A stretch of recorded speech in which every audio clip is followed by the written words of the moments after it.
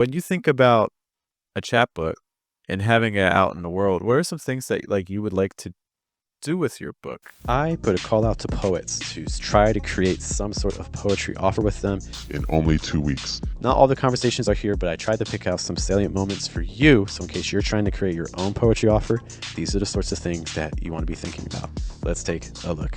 What I want you guys to do, we're going to kind of visualize step 2. We're thinking about not only our chapbook project being complete, we're thinking about what comes after that. So I want you to close your eyes for a minute, and I'm telling you that, oh my gosh, Noah, Sierra, your books were a massive success. What does that mean? Obviously, that would give me, I'd say, inspiration for kind to like do more with that, like future books, I suppose. Um, Definitely wanting to share that work with as many people as I can. I like how you kind of post like the chapbook as a first step when I was like, wait, isn't the chapbook kind of, and I'm like, I also really don't know, like, kind of when I would want to, like, I can kind of visualize, like, yeah, like, like poetry readings, maybe stuff similar to like AWP, but I'm not really entirely sure. Sierra, um, what's your book comes out. Your book's a massive success. What does that mean? It makes me feel heard and like that people actually read my work and it resonated with the, community. So I want you to close your eyes again. Your book comes out. Your book is a massive failure. What does that mean? Obviously, I'd be pretty disheartened, but Why? because for me, words matter, and sometimes I do tend to internalize them, and I would have felt, like crafting the book that I was kind of putting my heart into it, Mm-hmm. and it to say that it was a failure would, kind of destroy kind of a bit of the, or make me kind of question, like, did I have the right intentions? Did I, am I a good writer to begin with? I would definitely want to see kind of what specifically, like, I could do better. Like, I'm like, okay, so it was a failure. Why? Okay. There's still lots of things I need to dig into, but before we do that, thank you for those answers, Noah. Sierra, your book came out. It flopped. Massive failure. Oh my gosh. What does that mean to you? I give up. No, I'm just kidding. In my career, no. um, I guess I would kind of go through like the reviews maybe and then see what more I can. Ooh, I guess I guess I'm falling into people pleasing. Like, Mm-hmm. Okay. Do you believe in failure? Do you think failure exists? I guess, yeah. Yeah. Yeah. No? Why? I mean, sometimes things just don't go the way you planned. Also, that's Sometimes, well, we're going to do some thought exercises today, okay? Was there something that you failed at, Noah? I know I've failed at things. I'm struggling to get specific examples. But you know you've done it, you just can't point to something. Yeah. Okay. Did you fail anything yesterday? Trying to go back through yesterday.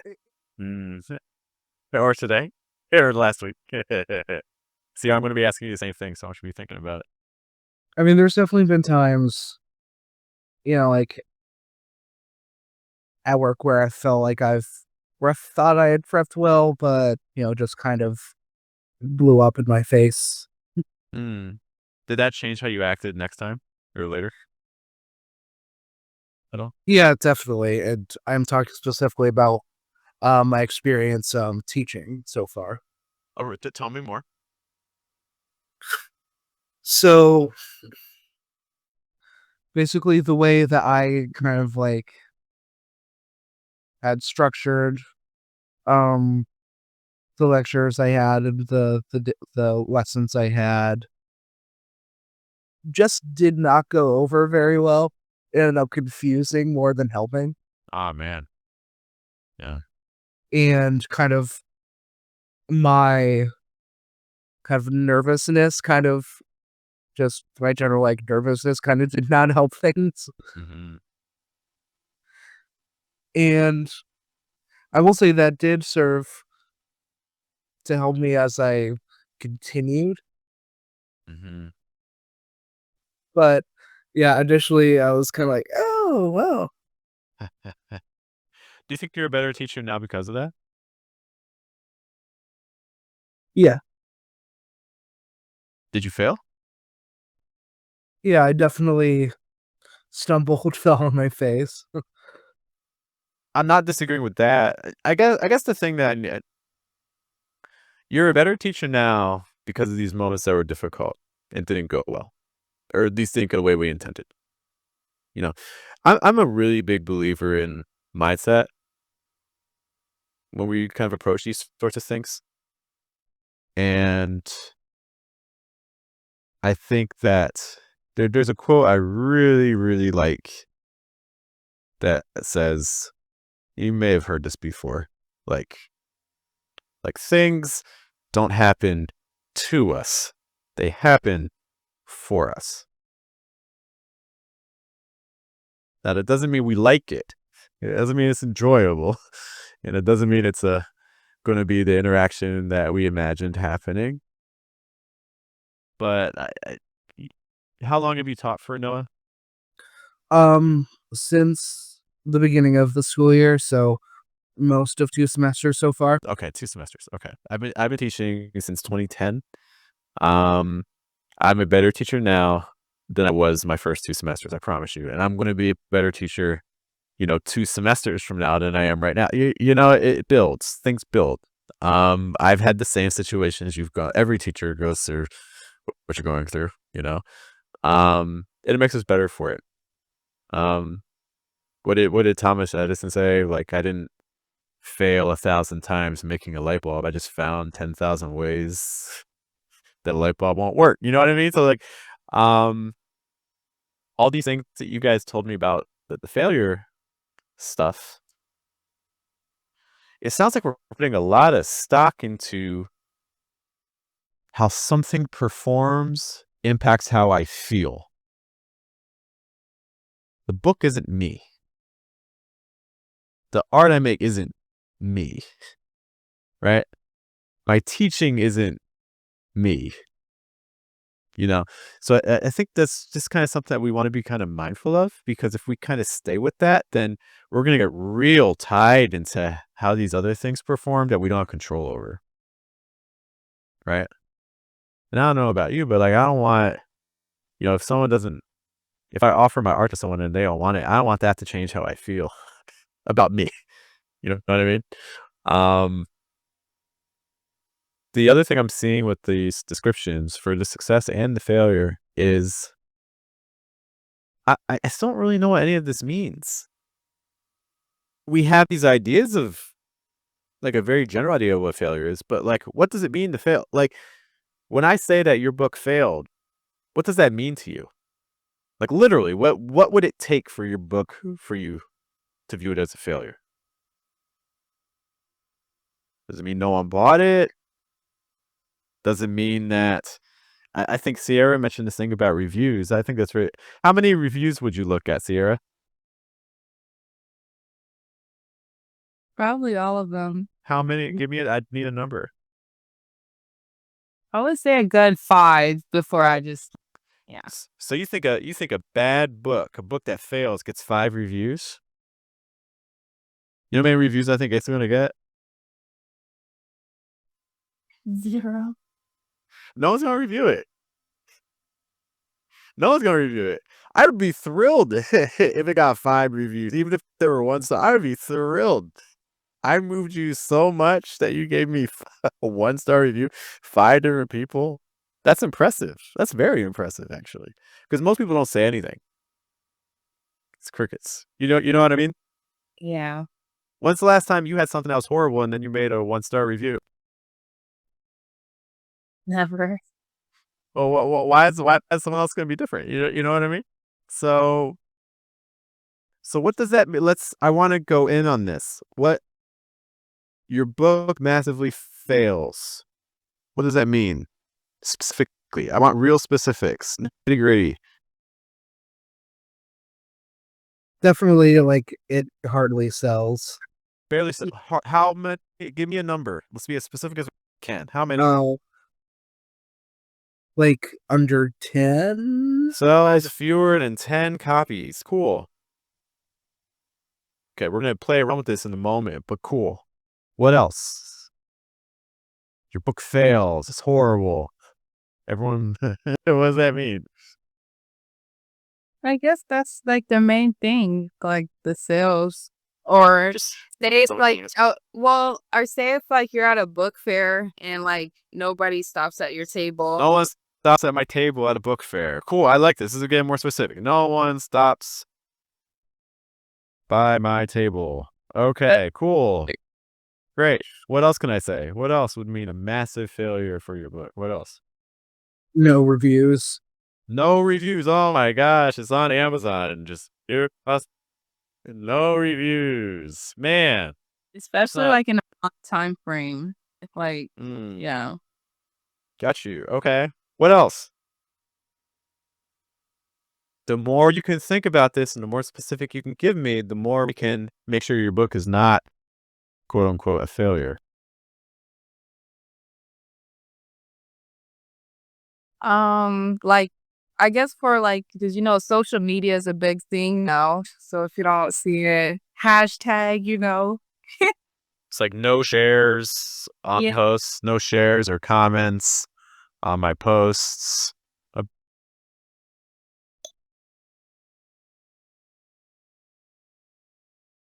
my question for Well, yeah, definitely. Like, say you're an author that likes to do podcasts and nobody is, if you do a podcast on your book, that too, no views. no I guess that kind of, online podcast about it. Okay. Noah? Yeah, I was kind of thinking in the similar vein about the podcast, like, no one reaches out, be like, hey, I want to talk about your book, So no requests to talk about. Okay. yeah, interviews too, but yeah. Okay. Cool. Now we can start talking about this. Okay. Great. All right. So something I want to discuss quickly. So I'm gonna try to wrap this up in about 10-ish minutes. A big thing in life is about framing. Okay. Noah, you invite me to your birthday party and I say, I can't go. How does that make you feel? I mean, it makes me feel, like, pretty sad. So I'm like, why can't you come? Okay, so case in point, that's the problem. The problem is I gave you no frame. You don't even know my reason. I could have the best reason in the world. In fact, my reason might be so good that, yeah, you might be a little sad, but you might not feel as sad. Right? But the problem is you don't know my reason. So when you don't know the reason, what does the mind do? The mind jumps to the worst case scenario. He hates me. He doesn't want to spend time with the mind just jumps to these worst case scenarios, but there could be a very legitimate, maybe I had a death in the family, right? Maybe I bought these plane tickets for a concert, 8 months ago. Would you feel as bad if I told you that? No. No. So the problem is there's no frame. You don't know how to take it. So if I change it, if you invite me to the party, but I'm like, man, I really want to go, but I bought these tickets like 10 months ago. Or like, oh, it's my anniversary with my wife. I'm trying to stay married. You know what I mean? Like it's that completely changes how you take the information, right? Yeah. We have a lot of control over this, so we can change the frame. All these things that you guys told me about for failure, I can change it. So, for instance, if my book is a failure, if it sells fewer than 10 copies, well, now maybe I'm going to make my book a limited edition release. I'm going to make 5 copies. And that's it. It's a limited run. So now I can't even get to 10 copies now, right? Because it's a special release. There's only 5. Right? No one stops by my table. Okay, well, maybe what I can do is maybe I don't get a table. Maybe I go to tables. Right? No reviews. Well, maybe I can talk to 2 of my friends and say, hey, I would really appreciate it if you leave a review. It's going to release tomorrow. I want to try to get reviews on there ASAP. I would greatly appreciate it. No shares, comments, likes on my posts. There's lots of different ways I could approach that. One way would be I don't post it.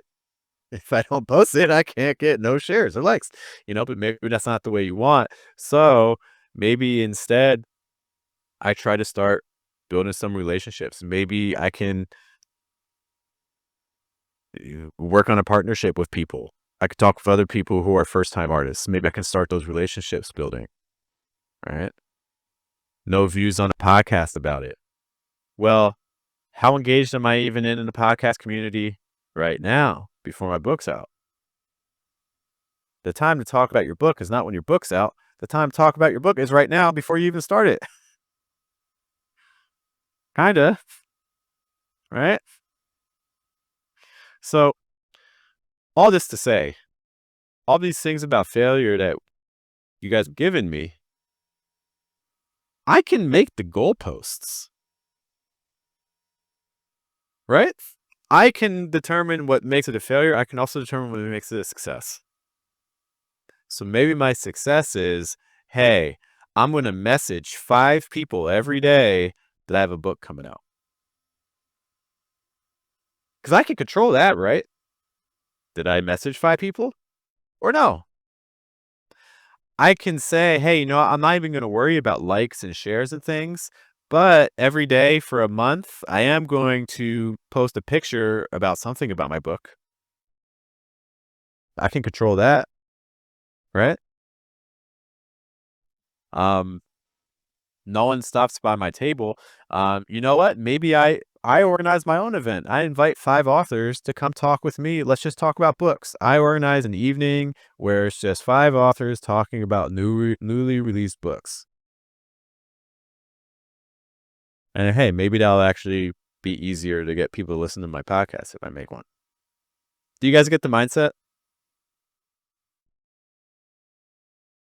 Yeah, I like that last idea about inviting like authors to speak with, because whenever like I go to book fairs, they always write their numbers down and email down for some reason. But yeah, How many have you contacted? 0 because I haven't written anything. So I'm like, what's the point if Oh my God. You understand you're going back down the rabbit hole. It's back to the same thing. Like, I can't go to your party. Huh? Oh no, they don't want to talk to me. It's the same. It's just, you understand you're doing the same thing, right? Yeah. Do you still have those business cards? I just thought of her on the lady when you mentioned it. Okay. So I know you guys have homework for tomorrow. You guys are supposed to be paring down, organizing some poem on a theory. Yeah. Yeah. What I'd like you to do is I want you to make a list of, you see how like we made this real specific list of failures? What I'd like you to do, I want you to make a list, each of you, I want you to make a list of 5 metrics for success that I control.